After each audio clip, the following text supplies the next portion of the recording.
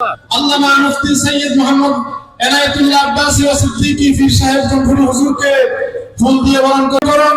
এখন থেকে মাহফিলের তৃতীয় অধিবেশনের সভাপতিত্ব করার জন্য অনুরোধ করতেছি।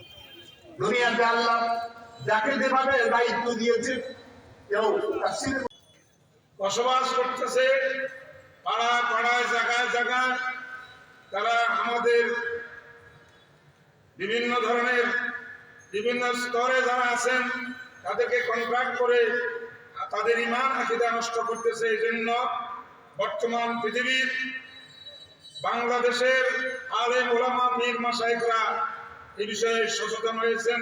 আল্লাহ তাদের এই কার্যক্রমকে এই কথা বলে নারায়ে তাকবীর, প্রধান মুফাসসিরের আগমন, প্রধান মুফাসসিরের আগমন। আমাদের জিন্দেগীর সব গুনাহ তুমি মাফ করে দাও।